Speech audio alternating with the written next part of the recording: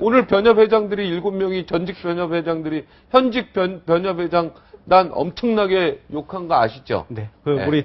우리 변협 아직 변협 네. 간부세요? 네. 네. 오늘 그 얘기 합시다. 현장 보면 아니고 변협 간부가 와 계십니다. 네.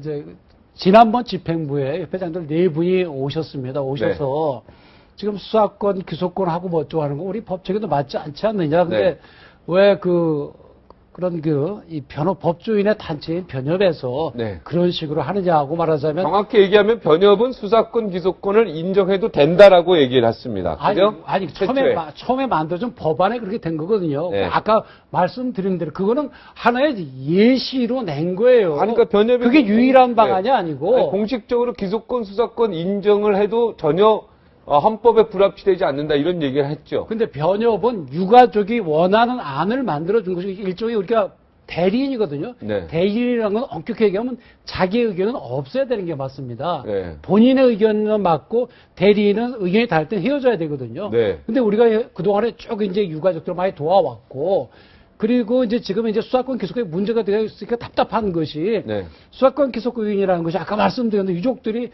강력하게 조사하려면 이게 있어야 된다 해서 그러면 넣어보자고 한 것인데 그 뒤에 전혀 진전이 안 되고 거기에만 지금 붙들려 있어요. 근데 변협이 수사권 기소권만이 유일한 해결 방안이라고 생각해 본 적도 없고요. 오늘도 협회의원 오셨길래 우리 입장은 전혀 그런 것이 아니다.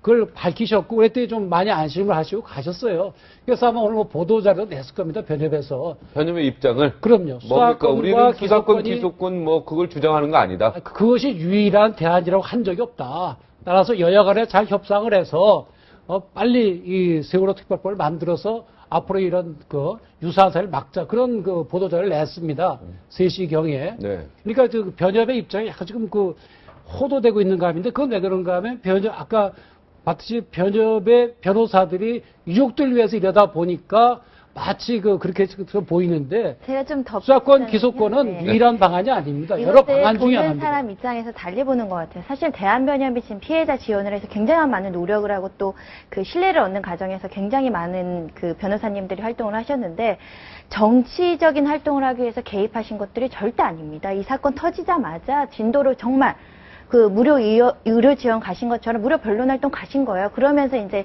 법률적으로 조언을 해주면서 우리가 법률가들이 필요하겠다고 해가지고 조직해가지고 자발적으로 이렇게 운영한 건데 이게 여야 정쟁이 되다 보니까 이게 이제 어떤 정치적으로 한쪽에 편향되어 있냐 그러지. 인권 문제로 다가가서 인권 침해 활동에 대해서 활동을 하신 것이지 절대 여야 어떤 정치적 편향을 가지고 활동하신 분이 아니고 이 안에서 활동하시는 분들도 여권 성향, 야권 성향이 다 있기 때문에 어떤 정치적인 도구로 대한변협의 한 활동에 대해서 잣대를 세우는 지금의 어떤 논평이나 비판들은 사실은 고생하신 변호사님들한테는 어떻게 보면 모욕입니다. 손정혜 변호사는 변협에서 어떤 활동하고 계십니까? 저는 세월호 특위에는 당시 임신 중이었기 때문에 활동하고 싶었지만 활동하지 못했지만 거기에 참여하신 정말 순수성과 진정성을 가지고 같이 눈물 흘리면서 같이 눈물 닦아주면서 활동하셨던 변호사님들의 어떤 진심을 알고 있기 때문에 그 문제를 가지고 어떤 정치적으로 이용을 한다. 대한변협이 피해자들이 이용한다. 이런 식의까지 어떤 우롱이나 조롱의 댓글을 봤는데 그거는 굉장히 모욕적인 발언이라고 생각을 합니다. 지금 대한변협에서 활동하지 않으시고? 네. 왜요? 대한변협이 이사라는 직책은 있지만 어떤 정책 결정에는 관여하지 않고 세월호 특위에는 관여하지 않고 이사는 하고 있잖아요. 그러니까 대한변호사협회가 그냥 유족들 도와주는 건 맞지만 무슨 여당이나 야당을 따로 도와주는 것도 아니고 적대시한 바도 제 얘기는 그 얘기는 아니고요. 그냥 대한변협을 비판하는 사람들도 많이 있다라는 거예요. 그래서 오해가 있다는 건 아닙니다. 그래서 오늘 보도자료를 냈습니다. 웬만하면은 그 협회 전 회장들이 7명이 다 오셨겠어요. 그래서 그 어른도 걱정을 많이 하시고 오신 거죠. 그래서 오늘 아침에 설명해 드렸고, 그러니까 밖에서 보는 거랑 다르구나. 완전히 다를 수 있죠. 그래서 굉장히 격려를 해주시고 가셨어요. 임만글 변호사는 어떻게 보세요? 대한변협 이사 아니죠? 저는 대한변협의 어떤 임원도 맡고 있지는 않지만 대한변협의 회원 입장에서 얘기를 한다면 회원 입장에서 그 집행부를 깔 수도 있죠. 뭐 당연히 그럴 네, 수도 네, 있죠. 네. 근데 저는 기왕 뭐 조금 비판의 목소리를 드린다면은 네. 기왕 이렇게 오해는 사실 만약에 이게 오해라고 친다면 오해는 예전부터 있었거든요. 저도 네. 대한변협은 유가족 쪽인 줄 알았어요. 네. 그러니까 유가족을 당연히 뭐 이렇게 도와주고 이런 건 당연한 거고 그거 당연히 외에 그렇게 해야죠. 유가족이 주장하는 그 세월호 특별법을 강력하게 지지하는 쪽으로 이제 저도 언론에서도 그렇게 나오고 있었으니까. 모든 국민이 유가족 편입니다. 자꾸 그럼요. 유가족 편이다 아니다 이렇게 가면 안 돼요. 네, 그 특별 우리가 법안에 대해서.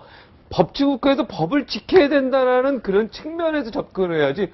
다 유가족 편이죠. 네, 왜 자꾸 어쨌든 유가족 자꾸 편이다 정치색을 아니다 띠고 있다라는 네. 대한변협의 그런 오해는 전부터 있었다고 보거든요. 그렇다면 좀 진작에 성명서를 좀 내서 네, 그렇죠. 오해를 대한변협- 시켜줬으면 아니 좋을 근데 사실 뭐 처음에 쟁점화- 잘하신 거예요. 근데 처음에 7월 달부터 잘하셨고, 이게 예. 문제가 되고 여야 간에 쟁점이 됐거든요. 이걸 정치화 문제시킨 건 사실은 여권과 정부의 역할이죠. 사실 그동안 사건 터지고 나서는 정말 정치적으로 어떤 편향성과 상관없이 국민들 전부가 밟은 세건에서 국가 개조론까지 다 똑같이 나오면서 했죠. 정말 철저한 성역 없는 수사하자. 어떤 수단이든 강구해서 우리가 다시는 이런 안전사고 없도록 하자라고 그렇죠. 얘기가 나왔었어요. 그런데 이게 장기화되면서 수단의 문제를 서로 여야에서 다른 수단을 주장하면서 이게 정치 문제가 된 거고 그거를 여권에서 이용하고 야권에서 이용했던 거.